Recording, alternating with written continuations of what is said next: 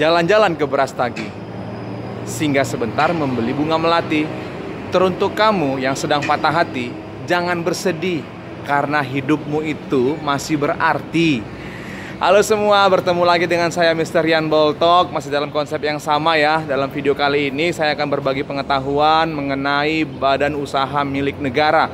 Nah, video ini merupakan lanjutan dari video sebelumnya, yaitu mengenai badan usaha ya. Di video sebelumnya saya sudah menjelaskan mengenai badan usaha milik swasta. Nah, di video kali ini akan berbicara mengenai badan usaha milik negara. Nah, sebelum kamu tonton video ini, kamu subscribe terlebih dahulu channel ini ya. Dukung terus agar menjadi konten video pembelajaran terbaik pastinya. Oke semua, terima kasih dan selamat menonton.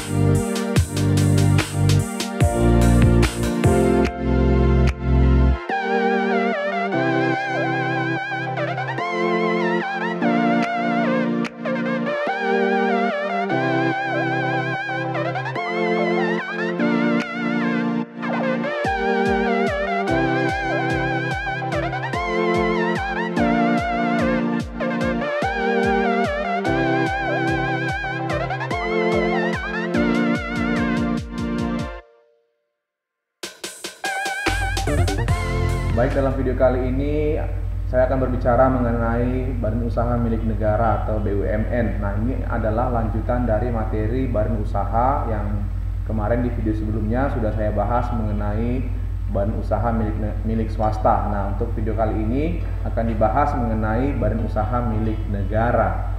Oke, kita mulai saja. Nah, ini adalah sket dari pembagian badan usaha ya. Ini ada sketnya. Oke.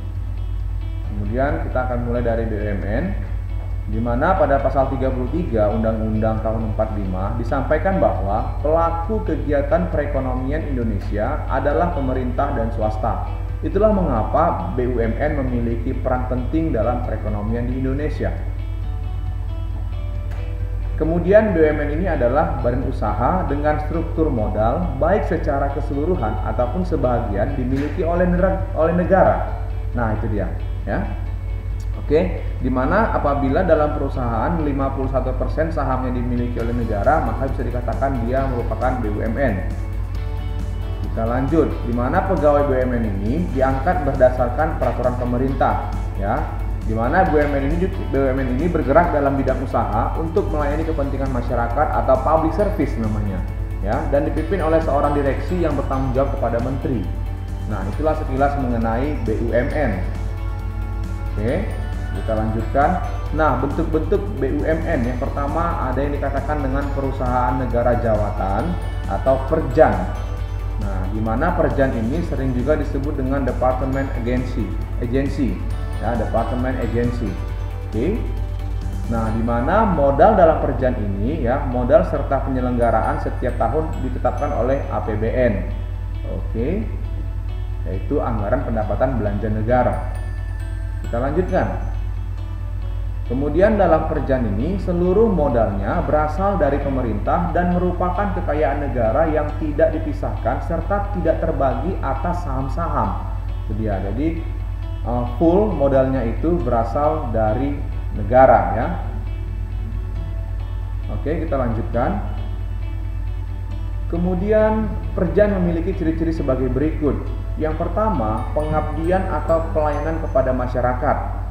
Yang kedua, suatu bagian atau departemen atau dirjen atau direktorat atau pemerintah daerah. Kemudian, dipimpin oleh seorang kepala yang merupakan bawahan suatu bagian atau departemen atau dirjen atau direktorat atau pemerintah daerah. Nah, oke, yang selanjutnya ciri-cirinya yaitu di mana memperoleh fasilitas negara. Oke. Kemudian status pegawai perjan adalah pegawai negeri. Kemudian pengawasan dilakukan baik secara hierarki maupun secara fungsional, seperti bagian-bagian dari suatu departemen atau pemerintah daerah. Nah, contohnya itu adalah RSCM ataupun RRI dan TVRI. Nah, itulah tadi beberapa ciri dari Perjan. Oke, kita lanjutkan lagi. Nah, yang berikutnya yaitu adalah perusahaan negara umum atau Perum. Nah, Perum ini sering disebut juga dengan Public Corporation. Nah, itu dia. Di mana modal dalam Perum ini berasal dari kekayaan negara yang telah dipisahkan. Itu dia ya. Ingat, yang telah dipisahkan. Kalau tadi Perjan full dari kekayaan negara modalnya. Kalau Perum ini kekayaannya berasal dari modal modal Perum ini berasal dari kekayaan negara yang telah dipisahkan. Oke, kita lanjutkan. Nah, dalam Perum ini bergerak di bidang usaha yang dianggap vital karena swasta belum mampu menjalankannya atau karena sifatnya sangat rahasia sehingga tidak boleh dimiliki oleh swasta. Jadi ya. Oke, kita lanjutkan. Nah, Perum memiliki ciri-ciri sebagai berikut. Yang pertama, memupuk keuntungan atau mencari keuntungan atau mencari laba. Kemudian yang kedua, berstatus badan hukum. Kemudian yang ketiga, umumnya bergerak di bidang jasa vital atau public utilities.